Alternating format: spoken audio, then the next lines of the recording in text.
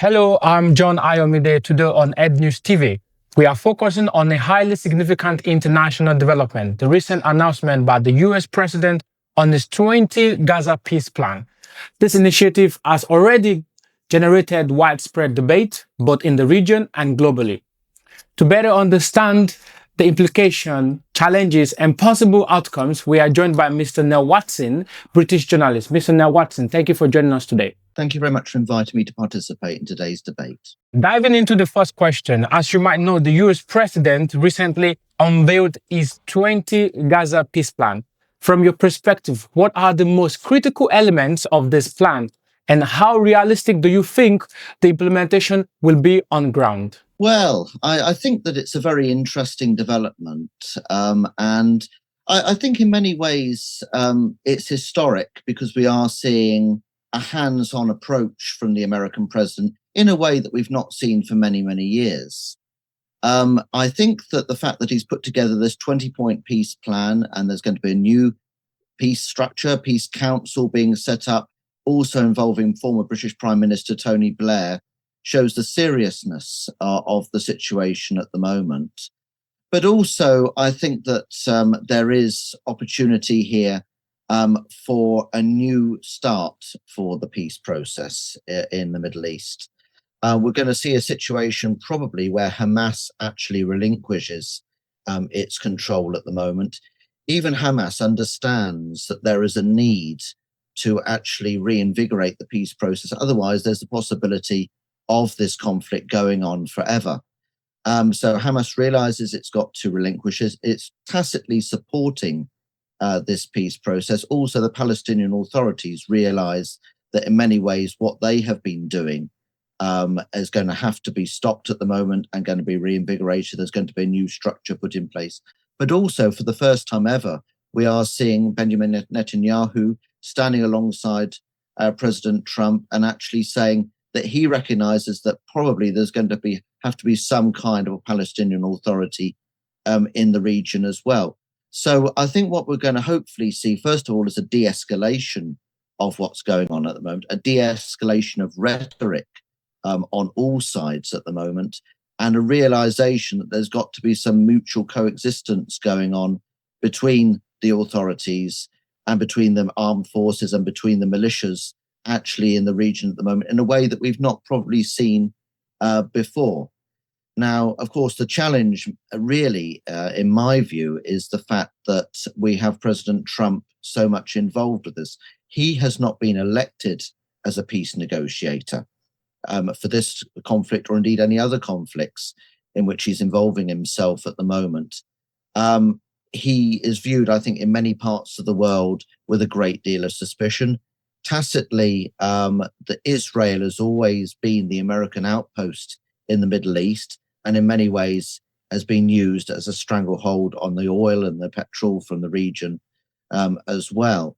So I think he's viewed with suspicion by many of the Palestinian authorities, and of course from some of the countries that are involved in the region, from Iran, from Turkey, from Qatar, other countries in the region who actually are involving themselves via proxies. So I think we've got issues related to the personality and the background of President Trump. And also, of course, with Tony Blair as well. Tony Blair was the British Prime Minister. He really left because of his involvement with Iraq and the fact that he led the United Kingdom to war on the basis of some ill-founded rumour that weapons could be unleashed within 45 minutes that could hit the UK. I think that he's also regarded as being really more pro-Israeli than Palestinian. And I think in certain factions, it's viewed that in many ways this is going to be the gamekeeper looking after the animals, the hunter in charge of the animals. It's really open to question as to whether these are the right personalities to be in charge. But there's no doubt they do have a great deal of experience between them, and they have a great deal of respect, despite all mistakes in the past. They have a great deal of respect on the world stage from all sides. So I think we will have to see what happens. But I think that the major challenge is down to Hamas itself. Right. Hamas has been given 3 to 4 days to actually make a decision whether it's going to go with this or not. And that's a time limit that's been set by President Trump. And if they don't go with it, then that will actually scupper the whole thing, I think.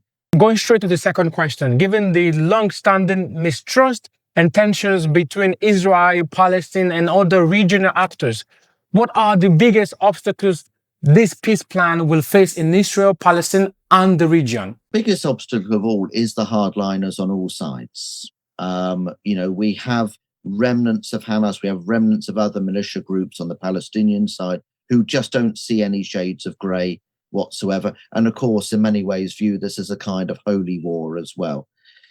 Similarly, we've got similar kind of approaches in Israel as well. It's these kinds of mentalities who do not see any room for cohabitation going on. They are the ones who are going to stand in the way. And then there are also those, particularly detractors of Trump, who actually view anything that comes from Trump as having fundamentally self-interest at heart. First of all, self-interest for Donald Trump himself. He's very egotistical person. He very much wants his legacy to be as a peacemaker. We've even seen the way he's behaved between Azerbaijan and Armenia. He wants to leave a legacy behind as being the great peacemaker of the 21st century. And he also, in many ways, has the biggest ego of the 21st century as well. That presents a problem. And then there's also the fact that United States, with its massive Jewish diaspora and involvement of Jewish people in American politics, he has to placate that side very much. So I think he's going to be viewed with a great deal of suspicion. And there's no doubt that Tony Blair himself, he is not popular in the UK. His legacy is not popular in the UK. He was not liked by his own Labour Party because he was seen to have sold out in many ways and espoused what would have been regarded as right-wing values, despite being a member of the Labour Party. And as I say, having taken our country to war at a time when he didn't need to be involved in the war, and ultimately taken British lives. So these are two very divisive figures who are actually heading up this peace process at this moment in time. And I think these are going to be the major stumbling points going forward. People are suspicious, and also there's hardline mindsets on all sides. Thank you for your point. And just asking the last question, some analysts argue that the US seeks not only to promote peace and also to strengthen its own geopolitical influence in the Middle East. Through this initiative, do you see this plan as a genuine attempt at peace or as a strategic move in the US regional policy? I absolutely agree. I believe that in many ways, anything that the United States, particularly under President Trump, involves itself with hasn't really just got peace at heart. Yes, there's an element of that in there. But also United States likes to divide and rule.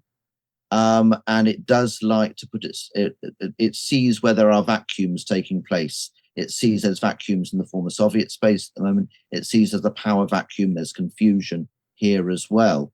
And I think that the United States is always trying to push other countries out of the world and other institutions out of the world, including its own NATO, its own United Nations, founded very much with American influence. They are trying to push these organizations out of the way to make America be the most prestigious, not just country, but power in the world. And certainly if there's any proximity to natural resources, it always wants to put itself close to that so it can actually control them, control natural resources, control trade as well.